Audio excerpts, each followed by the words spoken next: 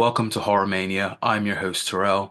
This is a brand new YouTube channel I've created so I can speak about horror to my heart's content. I'm very passionate about the horror genre. It is my favorite genre of film, and I just wanted to create a space where I could build a community of horror lovers, new and old, where we can converge and discuss the latest horror films, the classic horror films, and even those hidden gems that may have got lost through time that you haven't heard of. And I'm very excited to get this channel started. And in my very first video on this channel, today, we are going to be talking about Nosferatu from Robert Eggers. Nosferatu, of course, has staked an important place within the history of film, with the original 1922 silent film producing some of the most recognizable frames in all of cinema history. Back in 1979, Werner Herzog released his remake of the story, simply called Nosferatu the Vampire, and now we have Robert Eggers, who's brought his vision of this story to life, which is something he's wanted to do from the age of 9 years old. He said in interviews that essentially he watched the film age 9, became quite inspired by it to the point where he actually created a high school theatre play of this story, which caught the eyes of a local theatre, which hired him to bring his production to there. So Nosferatu is something that Robert Eggers holds dear to himself personally and in terms of his career and how his career started. So this film essentially has been a lifelong project, a lifelong passion project for Robert Eggers, and something that he's always wanted to do, which is a compelling thing right from the off. Because if you are familiar with Robert Eggers and his filmography, he is one of the most impressive filmmakers, in my personal opinion, working in the horror space of his era. He's of course directed The Witch, which was his first film. Then he did The Lighthouse, and then he made The Northman. And this is his fourth film that he's made here now. His version of Nosferatu is set within the 1830s and follows a character named Thomas, who's portrayed by Nicholas Hoult, who is basically an estate agent who is tasked with traveling a great distance to meet Count Orlok, who is looking to purchase a property in his town. In Thomas's absence, his wife, Ellen, portrayed by Lily Rose Depp, is plagued with horrific visions and foreboding dread, which is linked to Count Orlok's growing presence. Nosferatu felt like a hypnotic fever dream. Robert Eggers' lifelong passion project has now become his magnum opus. He has such an astounding grip on his vision and brings it to the screen with the flair of an auteur filmmaker. The manner in which Eggers handles Count Orlok is perfect. The marketing obscures his full appearance, and the film itself builds to that reveal stunningly. Within the first few scenes that you see him in, he's smartly obscured, and they use multiple techniques in order to do so. So within the first scene, there's a lot of darkness that obscures him, but then there's other techniques such as having him within the frame, but just out of focus within the frame, which is a great way to kind of slowly build to his full reveal. And it's extremely effective, and it makes the payoff on his full reveal even more shocking. Now, I already considered Bill Skarsgård to be a horror icon after his portrayal of Pennywise, but what he has done here, in my opinion, will become equally as iconic as Count Orlok. Now, his status, in my opinion, as an iconic character actor within horror is not up for debate. His transformation into Count Orlok is fascinating to behold. Bill is a chameleon. His Orlok is not what I expected in the best way, and now I can't imagine any other actor portraying this version of the character as well as he did. His appearance is strikingly different to what has come before, and praise must be given to those who created the look and the design of that character in terms of the costume design and the hair and makeup artists. They deserve a lot of praise, and the people that originally designed the character. This version of Count Orlok is essentially designed in the image of what a Transylvanian nobleman would have looked like in that time period. And I think that's such a smart decision, not only to make this version of Count Orlok more unique to this film, but to also ground this story a bit more. And without giving anything away, essentially that iconic silhouette and that iconic look that you'd be used to from Nosferatu and what will come to mind when I say Nosferatu. It's very different to that, but in a way that honors it in certain ways and does new things with it in another way, which I think is the perfect way to kind of bring this character to the screen all these years later. Bill inhabits this character and brings a sense of vulnerability to Orlok, which humanizes him to some extent. It's a tightrope act that doesn't interfere with his presence and threat, but I almost felt pity for him by the end. Bill's voice for this role is very unorthodox, but it perfectly suited this version of Orlok. It's intimidating and demands your attention. He said in an interview that he's actually worked with an opera coach whilst developing the voice of this character, and he essentially learned how to lower his voice an octave And the results that he's able to achieve with that with this film are incredible. I initially assumed that his voice was heavily modulated because that's how it sounds, but he actually achieved that tone himself, which is all the more impressive, and it's one of the most impressive things about his performance as Count Orlok. Lily Rose Depp is sensational in what is a very physical role which requires a plethora of energy. A lot of the initial horror hinges on her performance, and she sells it with a mixture of passion, terror, and uncontrollable movement as she contorts her body.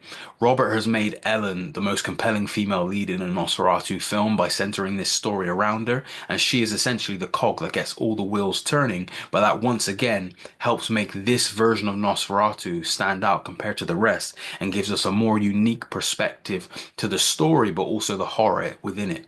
There is no weak link in the supporting cast. Each character felt relevant for the story that was being told, and each performance added something of value to the film. Willem Dafoe continues to be one of the best character actors of his time, and this is some of the best work I've seen from Aaron Taylor Johnson. His performance alongside Emma Corrin, who portrays his wife, helped ground this story emotionally. Their characters are close friends of Ellen and Thomas, so once the chaos ensues with both of them, a compelling perspective is born out of witnessing how that impacts their friends who are trying to protect them. They could have easily felt like side characters, but it's a credit to the script and their acting that they left a bigger impression upon me. This entire film is astonishingly beautiful. It was shot by DP Jarin Blaschke, who has collaborated with Robert Eggers in all of his films. Every frame is meticulously crafted and contributes to this overbearing atmosphere and sense of foreboding dread that is present from the very first frame until the very final one. The cinematography is beyond stellar. It evokes the feeling of the type of films that don't get made nowadays. The monochrome blues and blacks craft a distinct visual palette for the night sequences, which play into the dreaded darkness that is spoken about many times throughout this film. The shot selection, framing, and blocking make you feel as if you are in these scenes yourself, witnessing it with your own eyes, and the imagery is often so striking and elegant that many of the frames look like exquisite paintings. Nosferatu is a visceral horror film that is so alluring, I felt as if I was in a trance-like state throughout it, especially during its most intense sequences. Now, possession films tend to be on the weaker side of what the horror genre has to offer, in my personal opinion, but this may be the greatest film of that ilk since The Exorcist and Possession.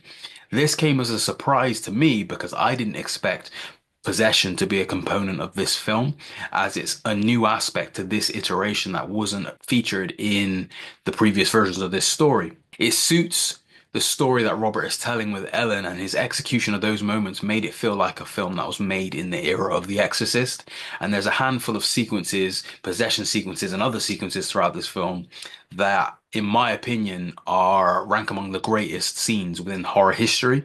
We have new entries into that lexicon of horror history and iconic scenes, and I think there's definitely a handful within this film that contribute to that, and there's a lot of sequences and imagery from this film that is now seared into my brain in a great way, and all of this was heightened through watching Nosferatu in IMAX, which, if you're able to get to an IMAX cinema to watch this film, I highly recommend you do so, because I think this film is so picturesque and stunningly beautiful that it really benefits from being projected on a humongous IMAX screen in that format. And also, I'll get onto it a bit later, but the audio and sound mix play such a strong part in this film as well, that having that through IMAX speakers with the large presentation, it really makes you transport into this story and feel enveloped and wrapped up in it in a way that I don't think a regular screening will be able to do as much. So if you're able to watch this in IMAX, I highly recommend that you do so. The script is excellent and really gives both the story and the characters the necessary depth to settle you within its 1800s period setting and fully engage you within the narrative and the character arcs. I've been longing for the perception of vampires in art and pop culture to be restored because, in my opinion, Twilight caused serious damage. Evil intent, lust, and sex have long been intrinsic qualities of classic vampire tales dating back to the 1800s, and I think Nosferatu captures that element in a unique way that is beneficial to the overall vision of what Robert Eggers was trying to achieve with this film. The score and sound design combine to amplify the overbearing weight of circumstances, and they both elevate the suspense whilst also helping you to feel hypnotized by the combination of that and the incredible imagery. There's an intricate attention to detail within the costume designs, and that's worthy of much praise, and the hair and makeup artists deserve praise in equal amounts as well. The wonderful sets transport you to the 1830s, and it's the synergy between all those production design departments that make this aspect of the film shine as well as it does. So overall, Robert Eggers' Nosferatu is a masterstroke of gothic horror that finds fresh ways, both visually and thematically, to reinvigorate a story that was first told on film over 100 years ago. I give Nosferatu 5 stars out of 5. It's a terrific way to start the new year. This film came out on New Year's Day in the UK, and it's right up there now. It's going to be a hard one to beat for the rest of the year, but it set the standard for the year for me in terms of horror. This gave me more than I wanted out of it, and I think deep down, I do love Gothic horror, and I think Gothic horror is such a staple, an important pillar of not only just horror cinema, but cinema in general. When you go back to the Hammer horror films from the 50s and onwards, and even prior to that, and the Universal monsters, Gothic horror has such a strong place in history in filmmaking that I think seeing it return in this fashion with so much passion and such a visionary's perspective on it was just really refreshing. And we don't get much gothic horror nowadays, and we don't get much good gothic horror, but this was absolutely fantastic, and I completely enjoyed it. And I think it is my favorite Robert Eggers film, which is also saying something because The Witch and The Lighthouse in particular are very good films.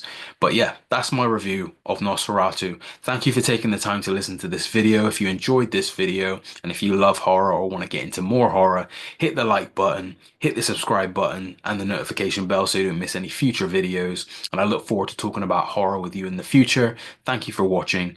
I'll speak to you guys next time.